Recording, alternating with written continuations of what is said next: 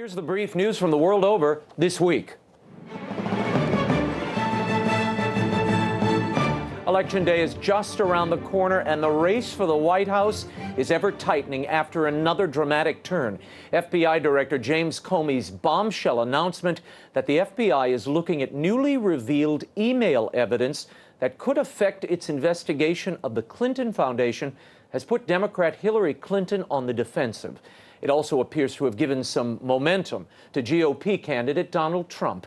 As the candidates and their surrogates spend the final days of the campaign crisscrossing the map, most national polls have Clinton and Trump either tied or within their respective margins of error. Meanwhile, the reliably Democratic states of Colorado, Michigan, and Pennsylvania now appear to be in play.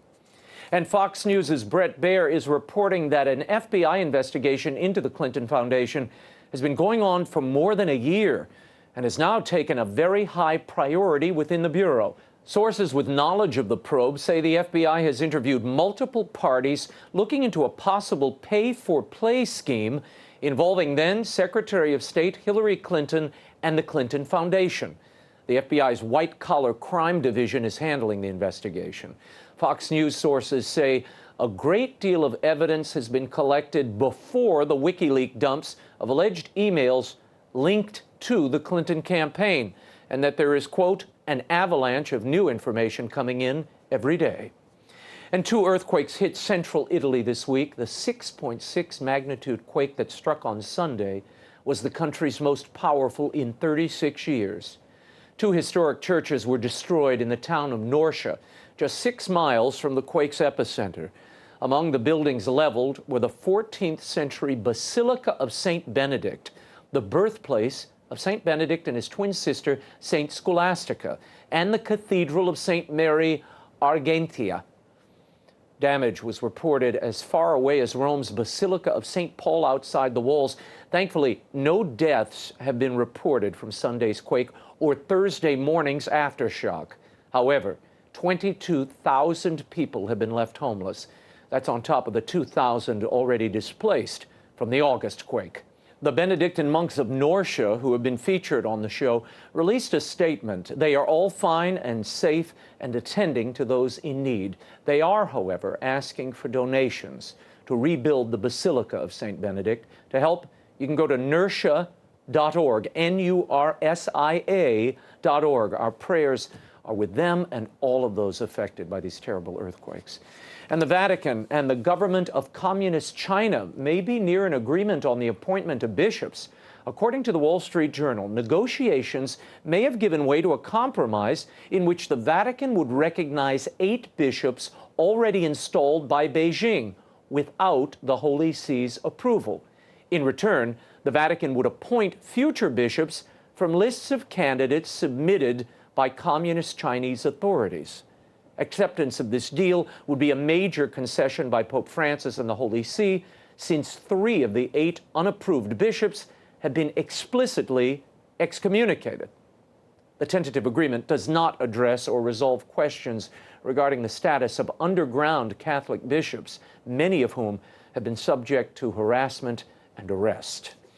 And Donald Trump, back in the United States, is seeing an increase in support among Catholics. Investors Business Daily polling shows a 13-point lead among Catholic voters for Trump over his Democratic rival Hillary Clinton.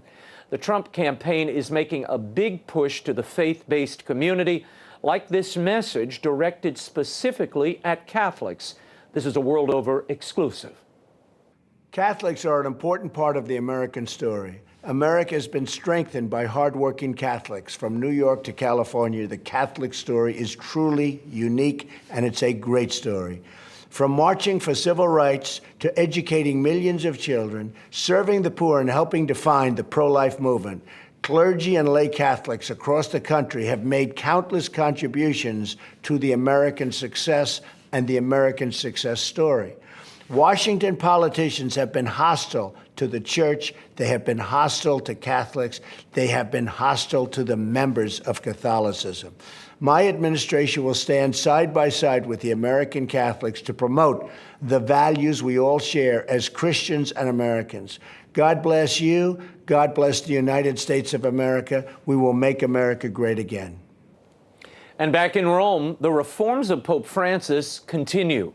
In yet another shakeup of Vatican personnel, the Pope took the unusual step of replacing all of the members of the Congregation for Divine Worship and the Sacraments, save for its prefect.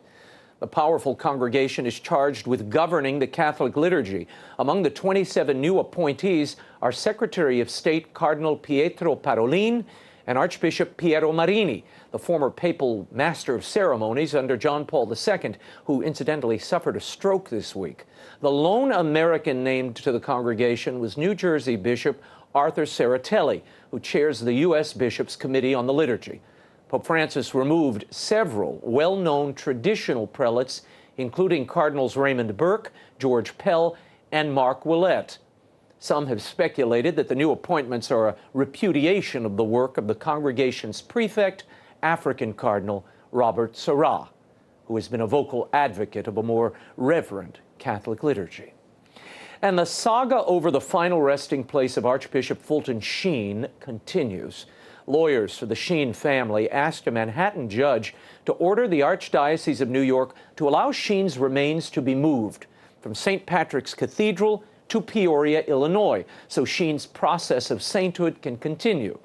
The Vatican has indicated that it's willing to begin the process of beatification, but the body must reside in the diocese that made the application for sainthood, Peoria.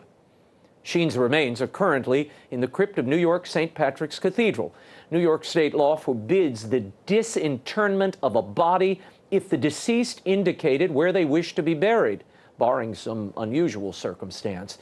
Sheen actually wanted to be buried at a priest cemetery in Queens. He ended up interred in the cathedral's crypt after Cardinal Terence Cook convinced his executor to allow the move. Now his executor, Sheen's niece, Joan Cunningham, said after this week's hearing her uncle would not be pleased about the court battle over his remains. But he might not be surprised, given the clashes he had with the Archdiocese of New York in his lifetime. A ruling on this case is forthcoming, and we'll keep you posted.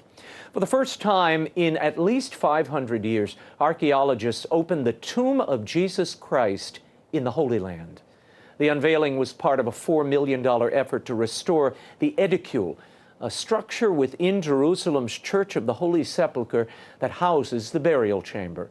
After some initial inspections, researchers feared that only fill material lay beneath the marble covering the burial bed. But they were amazed to find the original limestone cave walls intact. The restoration also turned a cross-engraved marble slab believed to date back to the Crusades. Researchers hope that analysis of graffiti carvings may help date previous excavations. The current Edicule was constructed around 1810 and has drawn a steady stream of pilgrims for many, many years.